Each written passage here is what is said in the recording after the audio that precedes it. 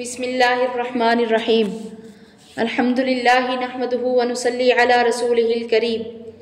رب اشرح لی صدری ویسر لی امری واحلل عقدۃ من لسانی یفقہوا قولی۔ اس سے پچھلی آیتوں میں طلاق کے بارے میں کچھ ذکر تھا، تو اب ان آیات میں نماز کے بارے میں ذکر ہے اور اس کے بعد آنے والی آیات میں بھی طلاق کے بارے میں ذکر ہے۔ درمیان میں نماز کے احکام بیان فرمانا اشارہ اس طرف ہے کہ اصل مقصد توجہ الی الحق ہے اور معاشرت اور معاملات کے احکام سے علاوہ اور مصلحتوں کے اس توجہ کی حفاظت اور ترقی بھی مقصود ہے۔ چنانچہ جب ان کو خدائی احکام سمجھ کر عمل کیا جائے گا تو توجہ لازم ہوگی۔ پھر یہ کہ ان احکام میں بندوں کے حقوق کی ادائیگی بھی ہے اور بندوں کے حقوق کے تلف ہونے سے درگاہ الہی سے دوری ہوتی ہے، جس کے لوازم میں سے اللہ اور بندہ دونوں کی طرف سے بے توجہی ہے۔ چونکہ نماز میں یہ توجہ زیادہ ظاہر ہے، اس لیے اس کے درمیان میں لانے سے اس توجہ کے مقصود ہونے پر زیادہ دلالت ہوگی، تاکہ بندہ اس توجہ کو ہر وقت پیش نظر رکھے۔ اور اس میں یہ بھی تنبیہ کی گئی ہے کہ بیوی بچوں کے ساتھ تعلق اور محبت اور ان کے حقوق کی ادائیگی میں اس قدر مشغول نہ ہو جاؤ کہ اپنے مولا کی حقوق کی ادائیگی کو بھول جاؤ، اور امور خانہ داری اور دنیا داری میں اس قدر منہمک نہ ہو جاؤ کہ نماز کے اوقات میں بھی بیوی بچوں کے دھندوں میں پڑے رہو اور اللہ تعالیٰ کی یاد کو بالکل بھول جاؤ۔ اور یہاں پر اللہ تعالیٰ نمازوں کے بارے میں اس طرح فرماتے ہیں: اعوذ باللہ من الشیطان الرجیم، بسم اللہ الرحمن الرحیم۔ حافظوا علی الصلوات، حفاظت کرو تمام نمازوں کی، والصلاۃ الوسطیٰ، اور بیچ والی نماز کی، وقوموا للہ قانتین، اور کھڑے رہو اللہ کے آگے ادب سے۔ اور یہاں درمیانی نماز سے مراد عصر کی نماز ہے۔ فَإِنْ خِفْتُمْ فَرِجَالًا أَوْ رُكْبَانًا، پھر اگر تم کو ڈر ہو کسی کا تو پیادہ پڑھ لو یا سوار۔ فَإِذَا أَمِنْتُمْ فَاذْكُرُوا اللَّهَ كَمَا عَلَّمَكُمْ مَا لَمْ تَكُونُوا تَعْلَمُونَ، پھر جس وقت تم امن پاؤ تو یاد کرو اللہ کو جس طرح تم کو سکھایا ہے جو کہ تم نہ جانتے تھے۔ یعنی اگر تم کو نماز پڑھنے میں کسی دشمن وغیرہ کا اندیشہ ہو تو کھڑے کھڑے یا سواری پر چڑھے چڑھے جس طرح بن سکے، خواہ قبلہ کی طرف بھی منہ ہو یا نہ ہو، اور گو رکوع اور سجود صرف اشارہ ہی سے ممکن ہو، پڑھ لیا کرو۔ اس حالت میں بھی اس کی محافظت رکھو، یعنی نماز چھوڑنی نہیں ہے۔ پھر جب تم کو بالکل اطمینان ہو جائے اور اندیشہ جاتا رہے تو تم اللہ تعالیٰ کی یاد یعنی نماز اس طریقے سے ادا کرو کہ جو تم کو اطمینان کی حالت میں سکھلایا ہے، کہ جس کو تم پہلے سے نہ جانتے تھے۔ اب یہاں آیت کے پہلے جملے میں فرمایا حافظوا علی الصلوات والصلاۃ الوسطیٰ، کہ تمام نمازوں کی حفاظت کرو اور خاص کر درمیانی نماز یعنی عصر کی نماز۔ تو اس کی تاکید خصوصیت کے ساتھ اس لیے کی گئی کہ اکثر لوگوں کو یہ وقت کام کی مصروفیت کا ہوتا ہے، اور یہاں عاجزی سے مراد سکوت کے ہیں،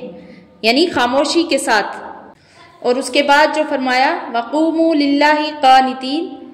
کہ نماز میں عاجزی کے ساتھ کھڑے رہو، تو عاجزی کی تفسیر حدیث میں سکوت کے ساتھ آئی ہے، یعنی خاموشی کے ساتھ۔ تو اسی آیت سے نماز میں باتیں کرنے کی ممانعت ہوئی ہے، کیونکہ اس سے پہلے نماز میں باتیں کرنا درست تھا، اور یہ نماز کھڑے کھڑے اشارے سے جب صحیح ہوگی جب ایک جگہ کھڑا ہو سکے اور اس میں سجدہ کا اشارہ ذرا زیادہ پست کرے، اور چلنے سے نماز نہیں ہوگی۔ البتہ جب ایسا ممکن نہ ہو، مثلا عین لڑائی کا وقت ہے، تو نماز کو قضا کر دیا جائے گا، دوسرے وقت پڑھی جائے گی۔ آگے فرماتے ہیں والذین یتوفون منکم ویذرون ازواجا، اور جو لوگ تم میں سے مر جائیں اور چھوڑ جائیں اپنی عورتیں، وصیۃ لازواجہم، تو وصیت کر دیں اپنی عورتوں کے لیے، متاعا الی الحول غیر اخراج، خرچ دینے کی 1 سال تک بغیر گھر سے نکالنے کے۔ فَإِنْ خَرَجْنَا فَلَا جُنَاحَ عَلَيْكُمْ، پھر اگر وہ عورتیں خود نکل جائیں تو کچھ گناہ نہیں تم پر، فی ما فعلنا فی انفسہن بالمعروف، اس میں کہ کریں وہ عورتیں اپنے حق میں بھلی بات، واللہ عزیز حکیم، اور اللہ زبردست ہے، حکمت والا ہے۔ وَلِلْمُطَلَّقَاتِ مَتَاعٌ بِالْمَعْرُوفِ، اور طلاق دی ہوئی عورتوں کے لیے خرچ دینا ہے قاعدہ کے موافق، حقاً علی المتقین،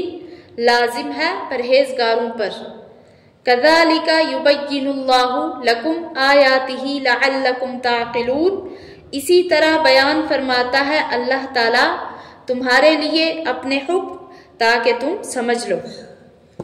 تو اب یہاں پہ جو ذکر کیا گیا کہ جو شوہر مر جائیں کہ وہ اپنی عورتوں کے لیے وصیت کر جائے خرچ دینے کی 1 سال تک بغیر گھر سے نکالنے کی، کیونکہ زمانہ جاہلیت میں شوہر کی وفات کی عدت 1 سال تھی، کہ جن عورتوں کا شوہر مر جائے تو اس کی عدت 1 سال تھی، اور اسلام میں بجائے 1 سال کے 4 مہینے 10 دن مقرر ہوئے، جیسا کہ اس سے پہلے آیت یتربصن بانفسہن 4 اشہر و 10 سے معلوم ہو چکا ہے۔ مگر اس میں عورت کی اتنی رعایت رکھی گئی تھی کہ چونکہ اس وقت تک میراث کا حکم نازل نہ ہوا تھا اور بیوی کا کوئی حصہ میراث میں مقرر نہ ہوا تھا، بلکہ اوروں کے حق کا مدار محض مردے کی وصیت پر تھا، جیسا کہ آیت کتب علیکم اذا حضر کی تفسیر میں معلوم ہو چکا ہے۔ اس لیے یہ حکم ہو گیا تھا کہ اگر عورت اپنی مصلحت سے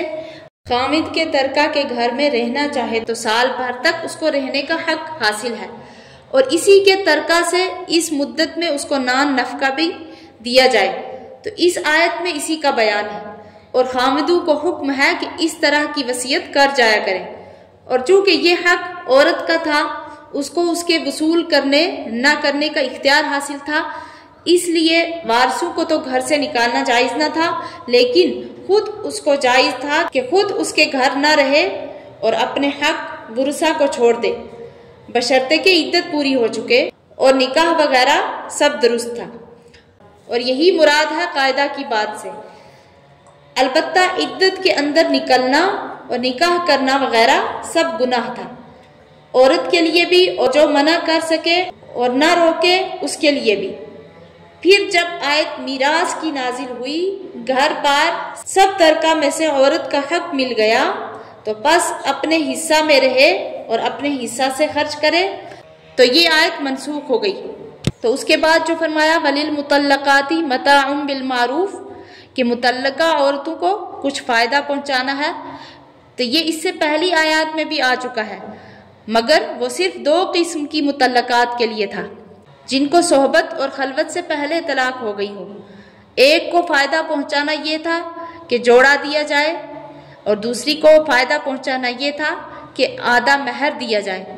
اب وہ طلاق والیاں رہ گئیں جن کو صحبت یا خلوت کے بعد طلاق دی جائے، تو بس ان میں جس کا مہر مقرر کیا گیا ہو اس کو فائدہ پہنچانا یہ ہے کہ پورا مہر دینا چاہیے، اور جس کا مہر مقرر نہ کیا جائے تو اس کے لیے خلوت کے بعد اگر طلاق ہوئی ہے تو اس کو مہر مثل واجب ہے، یعنی جو وہاں کے رواج کے مطابق ہوگا یا جو اس کے خاندان والیوں کو دیا گیا ہے۔ وآخر دعوانا ان الحمد للہ رب العالمین۔